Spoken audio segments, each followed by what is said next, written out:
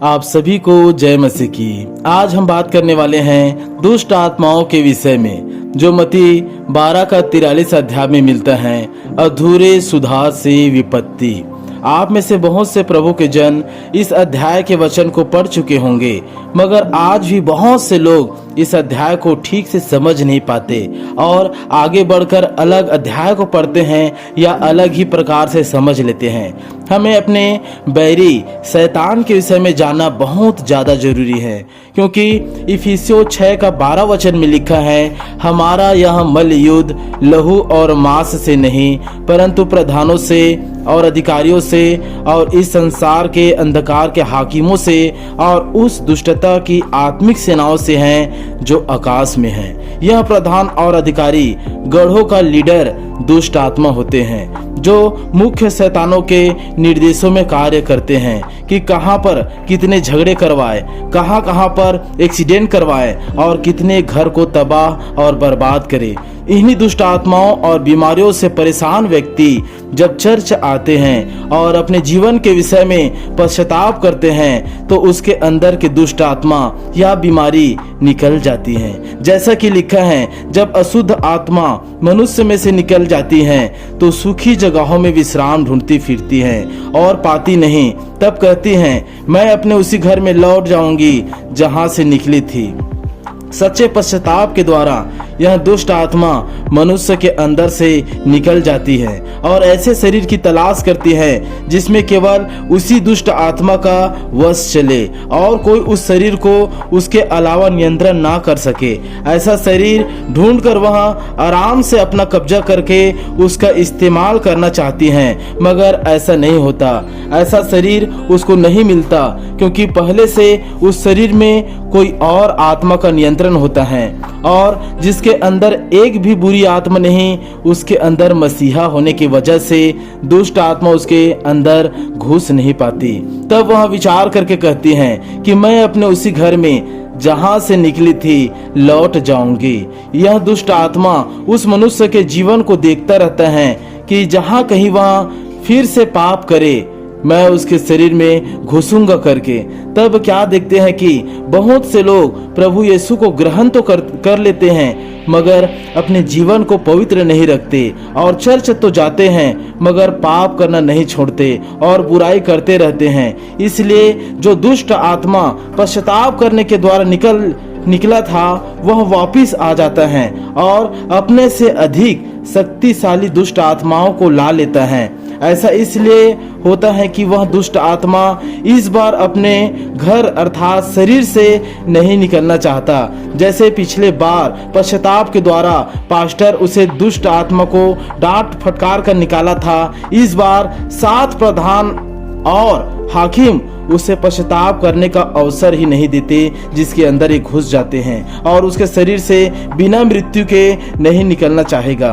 तब ऐसी दशा में वह आदमी ठोकर का कारण बस बनकर रह जाएगा और उसकी दशा और भी खराब और भी बदतर हो जाएगी, क्योंकि इब्रानियों 6 का 4 वचन में लिखा है, जिन्होंने एक बार ज्योति पाई है। हाँ मेरे विश्वासी भाइयों और बहनों, ये वचन को ध्यान से सुनिए कि जिन्होंने एक बार ज्योति पाई है और जो स्वर्गीय वरदान का स्वाद चख चुके हैं और पवित्र आत्मा के भागी हो गए हैं और परमेश्वर के उत्तम वचन का और आने वाले युग की सामर्थ्य का स्वाद चख चुके हैं, यदि वे भटक जाएं, हालेलुया, यदि वे भटक जाएं, तो उन्हें मन फिराव के लिए नया बनाना अनहोना है। ऐसी दशा में उसका सुधारना अधूरा हो गया, उसका ठीक होना, उसका सुधरना आधा अधूरा हो गया। जिस तरह आपको किसी का मोबाइल नंबर चाहिए और केवल आपके पास आधा नंबर ही मिले या आधा नंबर ही हो, तो आप समझ ही सकते हैं कि आधा अधूरा कितना खतरनाक होगा।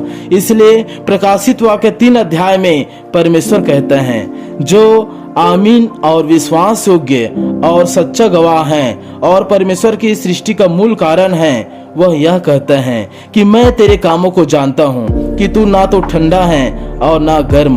भला होता कि तू ठंडा या गर्म होता, इसलिए कि तू गुनगुना है। हाँ मेरे विश्वासी भाइयों, परमेश्वर कहता है कि तू ना तो आत्मिक है ना तो पूरा संसारिक है, तू बीच के है, आधा आत्मिक और आधा सांसारिक, इसलिए मैं तुझे अपने मुंह से निगलने पर हूँ। हालेलुया। अपने मुंह से उगलने पर है परमेश्वर और वह ग्रहण नहीं करेगा। इसलिए जो विश्वासी प्रार्थना करते हैं, चर्च आते हैं और बुरे बुरे पाप भी करते हैं, वह सावधान हो जाए, क्योंकि मत्ती 12 का 43वां वचन उसी के लिए है जिसे परमेश्वर भी मिटाने पर है और रेप्चर में वह पहचाना नहीं जाएगा, उसका इनकार किया जाएगा। इसलिए अगर आपको भी लगे कि आपका जीवन आधा मसीह है और आधा संसारिक है, तो आपको परमेश्वर कहता है, पर मुझे तेरे विरुद्ध यह कहना है कि तूने अपना सा पहला प्रेम छोड़ दिया है। प्रकाशित वाक्य के अध्याय में परमेश्वर कहता कि तूने अपना पहला सा प्रेम छोड़ दिया है, इसलिए स्मरण कर कि तू कहां से गिरा है और मन फिरा। स्मरण कर कि कहां से गिर गया, कहां से पाप हुआ और वो पाप तुम्हारे शरीर में कब्जा करके रखे हुए हैं, इसलिए उसे स्मरण कर और मन फिरा और पहले के समान काम कर।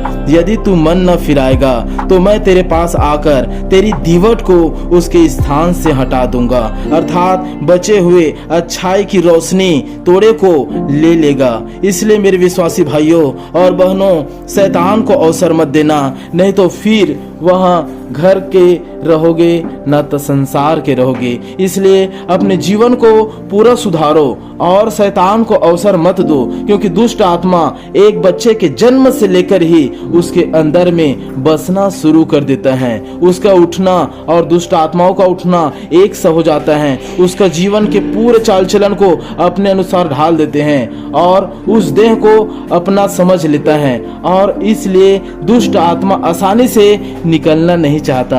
बीमारी या शराब के रूप में काम करता रहता है और अपने मालिक शैतान की इच्छा पूरा करवाता है। जब आप अपने जीवन में पूरे सुधार करेंगे तो यहोवा प्रभु कहेगा, जो कोई तुझको छूता है वह मेरे आँख के पुतली ही को छूता है। जब आप अपने जीवन में पूरे सुधार कर लेंगे तब वह वचन पूरा होता है कि इस्राएल पर, अर्थात शुद्ध मन वाले वचन के अनुसार चलने वाले पर तंत्र विद्या करना कोई अर्थ नहीं रखता। अगर यह वीडियो समझ में आया है तो मेरे साथ कहे, हे परमेश्वर पिता, मेरे मन को अपने पवित्र आत्मा के नियंत्रण में रख और मेरा तन को अपने महिमा में इस्तेमाल कर और तेरे वचनों में पूरा मन से चलने की शक्ति दे। यीशु के नाम से मांगते हैं, आमीन।